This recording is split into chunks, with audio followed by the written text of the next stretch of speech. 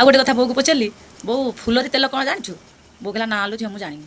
ବୋଉ ତ ଖାଲି ମୋ କଥା ଶୁଣିଲେ ହସୁଛି ଆଉ, କହିଲେ ଏତେ ସବୁ ବି ଠାକୁରଙ୍କ ପାଇଁ କରାଯାଏ। ମୁଁ କହିଲି ତୁ ଜାଣିନୁ, ସୋସିଆଲ ମିଡ଼ିଆରେ ସବୁ ଛାଡ଼ୁଛନ୍ତି, ଜଗନ୍ନାଥ ଟିଭି ହେଲା ଦିନଠୁ ବହୁତ କିଛି ଜିନିଷ ଜାଣିବାକୁ ବି ମିଳୁଛି।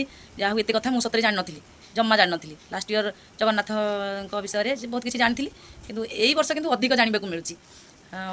ବୋଉକୁ ଫୁଲରି ତେଲ ଗୋଟେ ଠାକୁରଙ୍କ ପାଇଁ ଆସିଛି, ଆଉ ସେଇଟା ତେଲ, ସେଇ ଫୁଲରି ତେଲ ଠାକୁରଙ୍କୁ ମାନେ ଲଗା ହେବ। ସେଇ ତେଲ ମାଖିଲେ ଠାକୁର ଭଲ ହେବେ।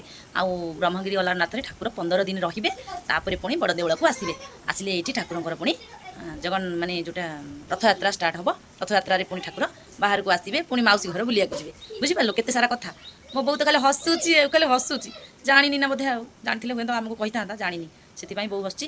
କିନ୍ତୁ ମୁଁ ବହୁତ ଖୁସି କି ଯାହା ହଉ ବହୁତ ସୁନ୍ଦର ସୁନ୍ଦର କଥା ଜାଣିବାକୁ ମିଳୁଛି। ଫୁଲରି ତେଲ ବି ଗୋଟେ କ'ଣ ମୁଁ ଜାଣିନଥିଲି, ଫାର୍ଷ୍ଟ ଟାଇମ୍ ଶୁଣିଲି, ଦେଖିଲି। ଆଉ ଠାକୁରଙ୍କୁ ନାନା ପ୍ରକାର ସବୁ ପଣା କରିକି ଦିଆଯାଉଛି, ଭୋଗ ଦିଆଯାଉଛି। ଯାହା ହଉ ଜଗନ୍ନାଥ ଆମର କେତେ ବହୁତ